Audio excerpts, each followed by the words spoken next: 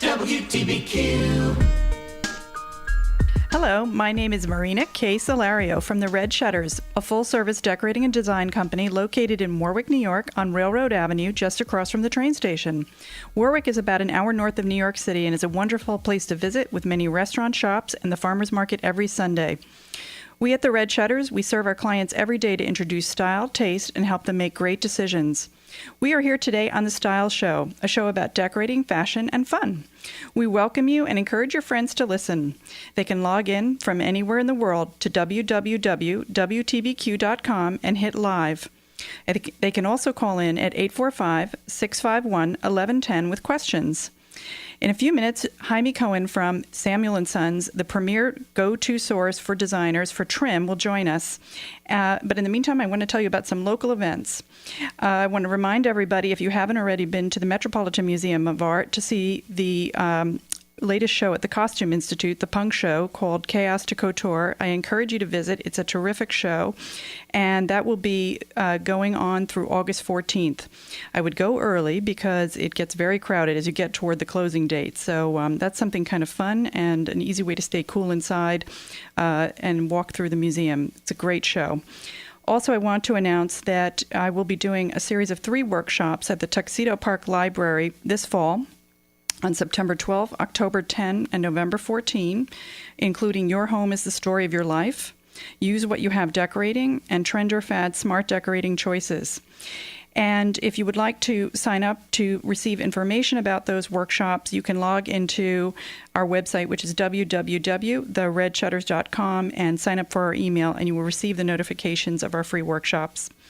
Also tonight at the Continental in Greenwood Lake, there will be a Chamber of Commerce event that I will attend, and we will all our local merchants will be there. It'll be a fun night to see the reopening of the Continental in Greenwood Lake. So I welcome you, Jaime. Are you there? I'm here. How are you? Welcome. Thanks for joining us today. We appreciate it. My pleasure. Thanks for having me. Yes. I can remember having to go to M&J all the way downtown and, and then having to run uptown to get my fabrics. And tell us the story of what's happened with Samuel & Sons. You certainly have become and grown to be the premier source for decorators. Sure. Well, the original business was actually my grandfather's business, selling linens. Mm-hmm. And the story goes that a friend of his who sold lace needed to borrow some money and came by to borrow and left him a roll of lace as collateral. And a customer came into the shop and wanted to buy the lace, so my grandfather sold it.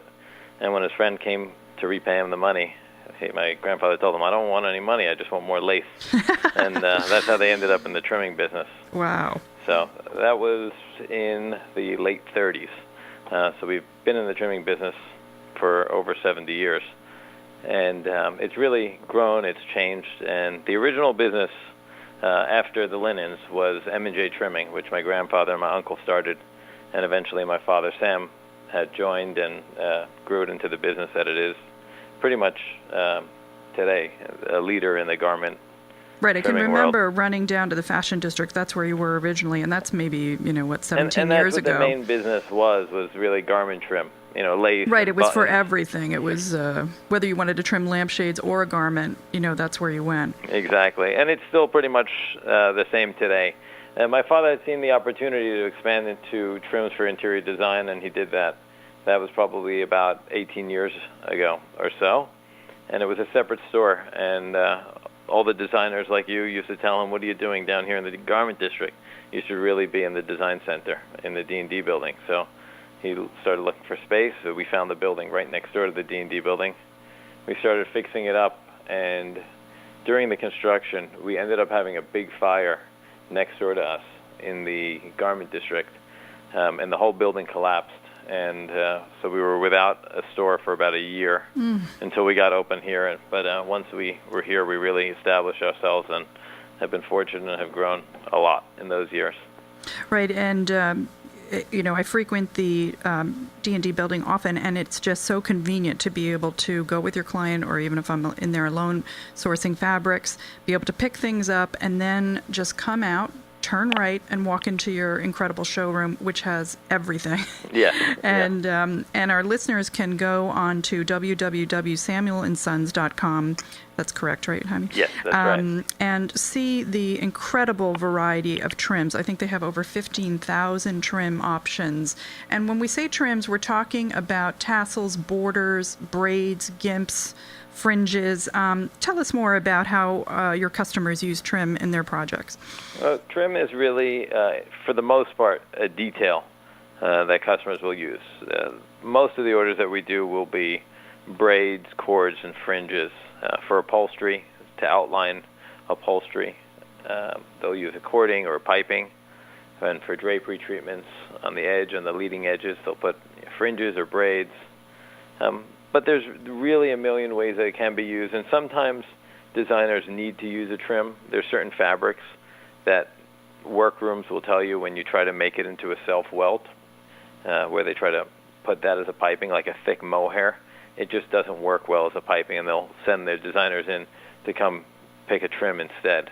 Right, a mohair would be too thick to welt, right. And so, right, you would choose perhaps a gimp, and even many 19th century chairs, because I sell antiques in the shop and old frames, and and often welt is not appropriate. It's better to pick a fun gimp or...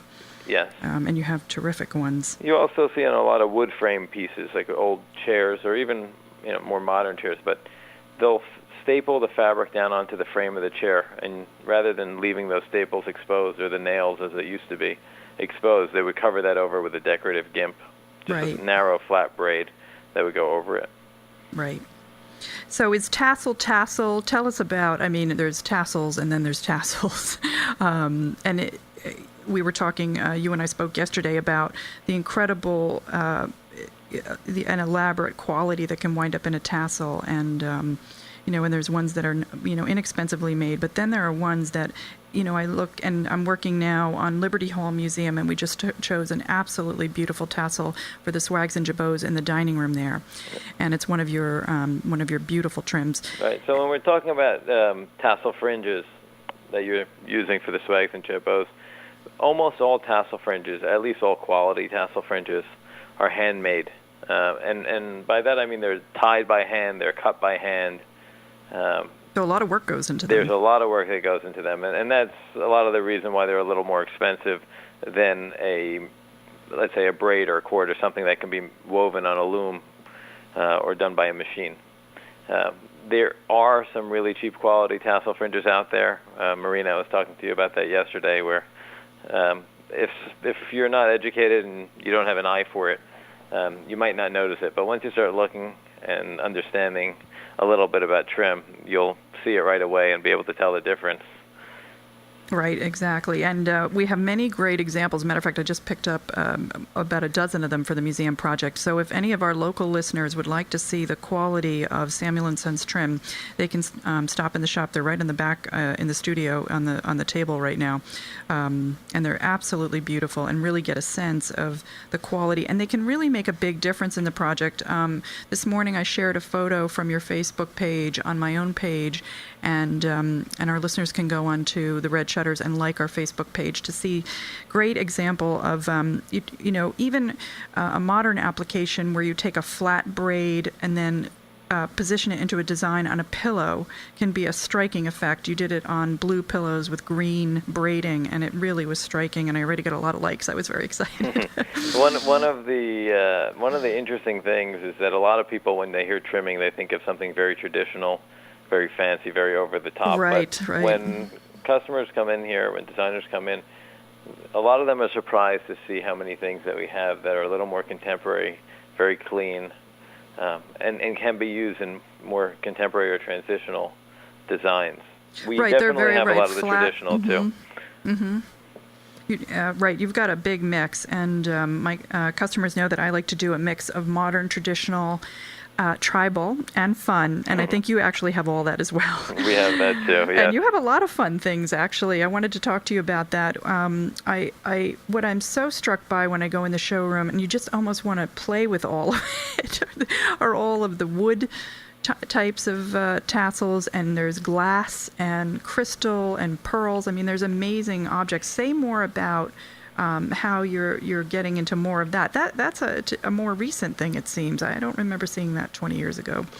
Trims traditionally have been made out of silk or cotton, wool, and then also some synthetic materials, rayon, acrylic. But we've also incorporated different materials into a lot of our trims. Like the wood, you said, we have a lot of wood bead trims. We have some hand-painted wood. We have natural wood. Right, that could be a fun use in a beach house or, a more casual environment, I would think, as well. Yeah, it works in that. I've seen it done in men's libraries. It could really be handsome looking. But we've also done things with feathers, like you said, crystal. We actually have a collection that was designed by Lori Weitzner, who designs for us, that has beaded fringes, 3 different types of stone we have. We have one that's made of jade, one that's made of rose quartz, and the other one that's amber. Wow. She also actually designed the authentic stones. And she also designed another one that's made with real cultured pearls as well. So we're always looking for new materials. You were talking about tribal before. We actually have a collection that's made by the Maasai woman in Kenya. The Leakey family from I believe it's their father, grandfather was a famous anthropologist. They had set up a company in order to give employment to the woman there during the famine. And they made jewelry, and we were introduced to them, and they make trimming for us. And if you look at the materials they use, it's really interesting. It's grasses that are naturally dyed there, wood beads, coconut shells, bone, some really, really interesting things. That's great. And I love that for a long time I've been a member of Be Peace, which is an organization that throughout the world supports women obtaining work, especially in countries where that is not as likely. Yes. And so that is really a terrific story that you're supporting women and enabling them to work. It's great for us and it's great for them. Right. So we're happy to do it. Tell us about some custom projects you've done. That's one thing that, every time I go in, they do always say, we can also do custom. So we do a lot of custom for residential projects, high-end residential. Some things are ordinary, some things are a little more interesting. I can tell you just a little bit about some of the really interesting projects we've done that were for more well-known places. We've done some custom trim for the White House about 2 years ago, and actually we're working on some more of it now. We did a bunch of custom things for the Blair House in Washington as well. We've done some giant... Right, Michael Smith works on that project, right? The White House, Michael Smith designed. Right. The Blair House was done... different rooms were done by different designers. We worked with Bunny Williams on some of the rooms. We're working now with Thomas Pheasant out of Washington. He's designing several of the other rooms right now. We've done for the Greenbrier Hotel in West Virginia, that was done by Dorothy Draper. We restored some tremendous braided holdbacks with tassels for the Victorian writing room, which I was told is the most photographed room in America, which I'm not really sure about, but it is a beautiful room. It's in the Pink book that they published about her, right? Yeah. Yeah, so they're really, really beautiful. Carlton Varney. Yeah. It was a lot of fun. Carlton Varney is the designer that's taken on all the work and currently runs and owns Dorothy Draper's company. Right, and I should mention that Dorothy Draper was born in Tuxedo Park, which is right near here, in a house that I worked on. So terrific. She's got a terrific history, and she lived in several of the homes right around in her neighborhood there. So it's kind of fun. We have a fun history with Dorothy Draper. We love her. Yeah, she's a legend. Yeah. We've also done for several theaters here in New York. The Belasco Theater we did work for. We're working on the Schoenfield Theater now. The scale on some of these projects is really great. 21-inch long bullion fringes for the curtains. A couple of the really fun projects that we've done have also been in Las Vegas for the Wynn and Encore hotels. We did, and actually it was for one of the Wynn and Encore hotels in Macau. We had done these giant tassels. We did 4 tassels. Each of them was 5 feet long, and then one tassel that was 10 feet long. Wow. And we just did also for the Station Casino in Las Vegas another tassel that was probably about 10 feet long. And these are in their theaters? The 4 big ones and the one giant one were in a restaurant there. I'm not sure where this one for the Station Casino is going, but it was here in our showroom before we shipped it out about a month ago. And in order to photograph it, we had to hang it off the balcony because it was too big to hold in the showroom. It literally went up Sounds about... like a story out of Venice. Yeah, it was tremendous. It was really, really cool. That's great. Yeah, and you know that when you're working in theater work, you really need to consider scale because from so far away, it would be lost if they didn't make them so large. So I'm sure it's quite a project to put together trims of that scale. It is, and it's a lot of fun too. I'll When bet. you get those trims produced and you get them into your warehouse, into your showroom, and you see them, it gets you excited. Right, and those are exciting places. What sets do you think Samuel & Sons apart from other trim companies? I mean, it's, many of the fabric houses in New York, while I'm shopping for various things, I can go in and they all have a little bit of trim. And I think that's one of the things that really does set us apart is that those companies really don't focus on the trim. And trim is all we do, and it's all we've done for many years. And the fact that we've been in this business for so long has given us really a lot of sources. We work with mills all over the world. Most of our product is still coming from Europe, but like I told you, we make things in Kenya, we make things in the Philippines, we make things in China, we make things in India, really all over the world.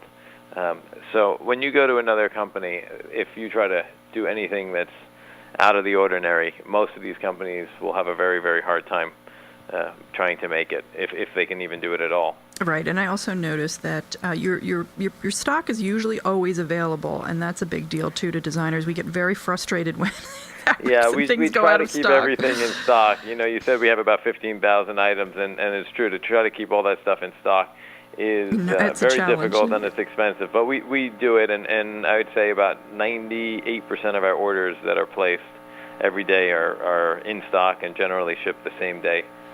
So we're proud of that. But it is always a challenge to keep everything in stock. Right, I've noticed that you did start in New York, then you went out to Chicago Merchandise Mart, which is a great place to shop as a designer, and then when I've done a lot of shopping out there, and then you also now are at Chelsea Harbor Design Center, and then many places in the world. You seem to have really expanded. Yeah, it's funny. When we first opened in this location, this 3rd Avenue location next to the D&D building, it was probably about 13 or 14 years ago. And this was our only location, and we brought on board Sasha, who's our national sales manager, and she really helped us set up our distribution throughout the country. And we went first to Atlanta, then California and Texas, and we ended up with about 13 different cities in the U.S. And then we went to Canada, and we ended up setting up distribution really throughout the world. We have distribution in Asia, in Europe, in the Middle East, in Australia, New Zealand. Now we have our own showroom in the UK. So we're pretty much everywhere. One of the only places that we haven't gone to yet, and it's something that we're working on, is Russia. So hopefully that'll be in the next year or two. Mm-hmm. That's terrific. And what's popular? What are you seeing sell the most right now? We really see everything, and it's so difficult because styles change so quickly. If I look at the things that we're selling 6 or 7 years ago, which is really not that long ago, when you're talking about a design, interior design, it's not like clothing where it should really change every season. Things have really changed, but we do see a lot of the simpler trim selling. A lot of cords, a lot of tapes, and braids, but we're still selling everything, really. We have tassel fringe continues to sell, brush fringe. We're selling everything. You see interesting color trends. Orange has become popular. Yeah, I wondered about colors. Purple, we've seen, and your showroom, and which is on 3rd Avenue between 59th and 60th? 58th and 59th. 58th. I've been going to that building for years. You'd think I would know. And I lived 6 blocks from there. So it's organized by color, really, in some ways. Yeah, we try to keep it organized. Right. Yeah. It looks very organized, and that was another photo I put up on Facebook this morning. You can see how they're all organized, and it's such a exciting place to go. And I think when a designer can figure out how to use trim on a project, it changes everything. It really makes a difference. It's like getting dressed and not putting any jewelry on. Once you put on the trim, it makes all the difference, and that's the real statement of the project. It's true. It's really true, and you can see the difference, and the designers that work with trim understand that, and you can see how much more detail there is in a room when a designer uses trim. Right. Usually they put more detail into everything. Right. And I want to point out that one of your sales reps is actually a local boy here. Neil DiMarino lives here in Warwick, yeah. And I know he reps in this area. And he reps us actually in New Jersey as well, and Manhattan. So he does a lot of traveling in the tri-state. Right. He's also a big 18th century enthusiast, and his great grandfather was one of the owners of. Was, I think, the original owner of an important house here in Warwick, historic home, a stone house, which was the Edenville Inn at one time. So our local listeners can appreciate that. And it's nice to run into Neil in New York in the showroom from my hometown. Yeah. So it's good. I want to ask you a little bit about construction. Tell us what goes into how do they actually do that? Is it in a factory? There's a mill always sounds nicer than a factory because there's mills, and there's so many different ways and the different types of trim. One of the interesting things to see, though, is the way that a lot of the looms weave. And when just actually seeing these looms, so many of them are really old machines. Oh, like the carpets. Yeah, I mean, we have trims that we're making today that are woven on machines that are over 100 years old. Wow. These big, giant wooden looms. Some of them have been hooked up to computers and computerized, but it's really still the same machine. They just made it a little easier. And then at the same time, there's some really modern machines. Some of our mills are weaving cord on machines that are made in Germany and Switzerland and Italy. They can make cord really fast, very high quality. But certain items still really need to be made by hand. Tassel fringes, like I told you before, are still made by hand. Tiebacks are made by hand. Anything that is pretty much a tassel needs to be made by hand. And a lot of the braids that are fancier open work braids, sometimes we call it a crete, C-R-E-T-E. Mm-hmm. If you look on our website and search crete, you'll see some of them. Those have to be made on a hand loom as well. And if you see the way that it's made, it's really, really impressive and fun to see. And where are most of your mills? We have mills in France, in England, China. We've started a new embroidered collection that's done in India. We make a lot of metallic trims in Italy.